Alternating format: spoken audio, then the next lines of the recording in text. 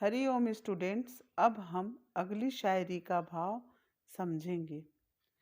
तेरे गम का पासे अदब है, कुछ दुनिया का ख्याल भी है।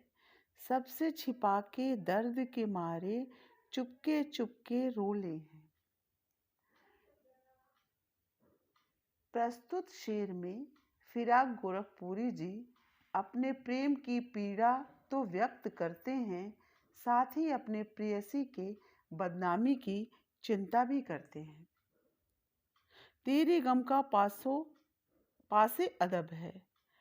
यहाँ पर फिराक गोरखपुरी जी कहते हैं कि मुझे तेरे गम का, तेरे प्यार का पूरा सम्मान है और मुझे दुनिया का भी ख्याल है, कहीं तुम्हारी बदनामी न हो जाए।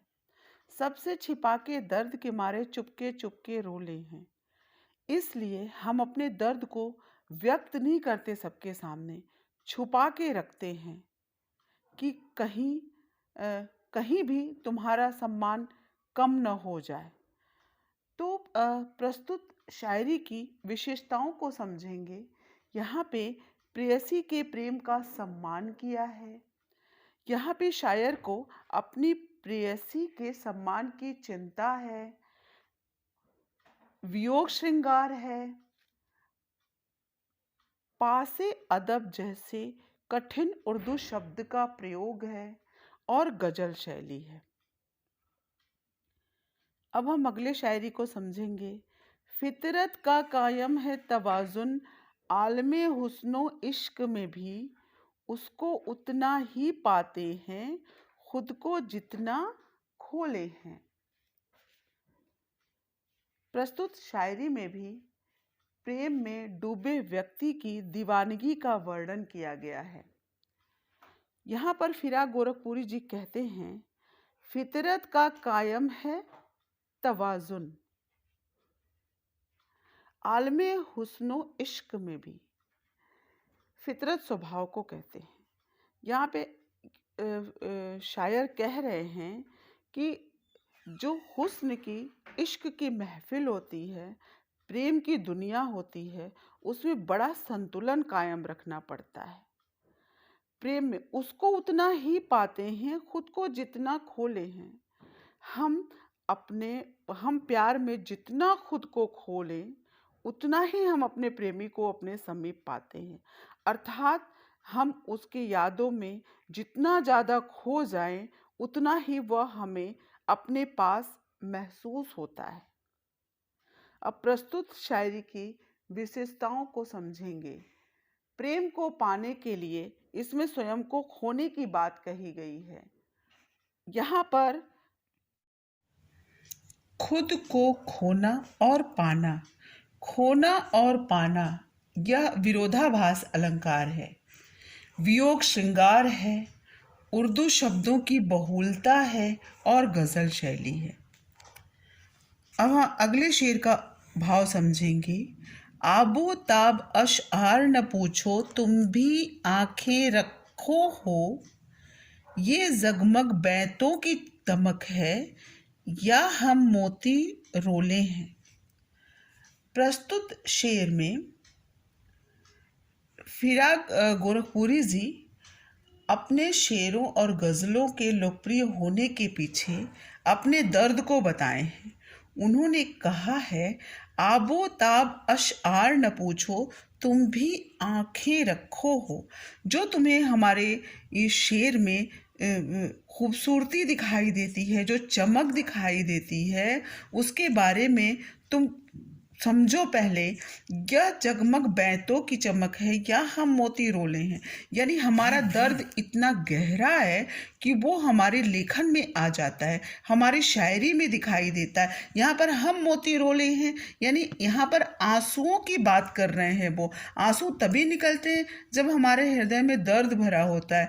तो यहाँ पर फिराक गोरखपुरी जी कहते हैं, ये जगमग बैतों की दमक है या हम मोती रोले हैं।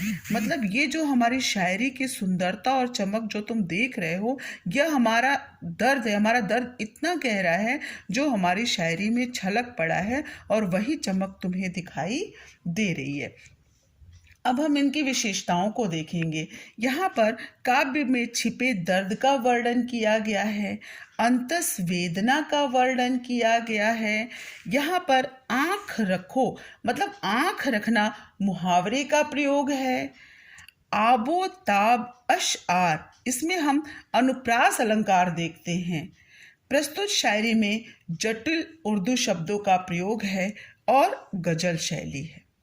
हम अगले शायरी का भाव समझेंगे। ऐसे में तुम याद आए हैं अंजुमने में रिंदों को, ऐसे में तू याद आए है अंजुमने में रिंदों को, रात गए गर्दू में फरिश्ते बाबे गुनाह जग खोले हैं। प्रस्तुत शायरी में शायर ने यहाँ पर यह वर्णन किया है कि यहाँ पर भी उसे अपने प्रेमी की याद आ रही है, अपनी प्रेमिका की याद आ रही है। वहाँ पर वो कह रहा है ऐसे में तू याद आए है। यहाँ पे अंजुमने मैं को हम समझेंगे यहाँ पे शराब खाने की बात है, और रिंदों का मतलब होता है शराबी। तो यहाँ पे और गर्दू हम आकाश को कहेंगे, गर्दू मतलब आकाश होगा, और फरिश्ते यानी देवदूत।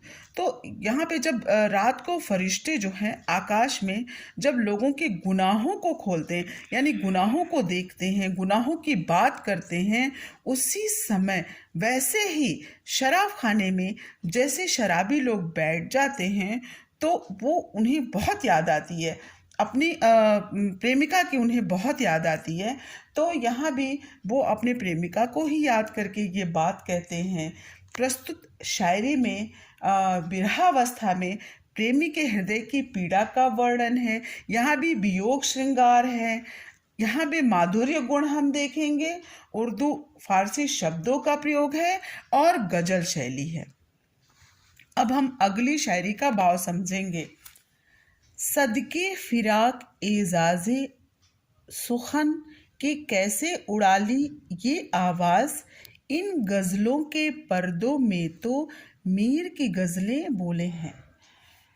प्रस्तुत शेर में शायर अपनी शायरी में मीर के प्रभाव का वर्णन करते हैं, अर्थात मीर एक महान शायर थे, और यहाँ पे फिराक गोरखपुरी जी जो है ना वो अपनी शायरी को मीर को समर्पित करते हैं।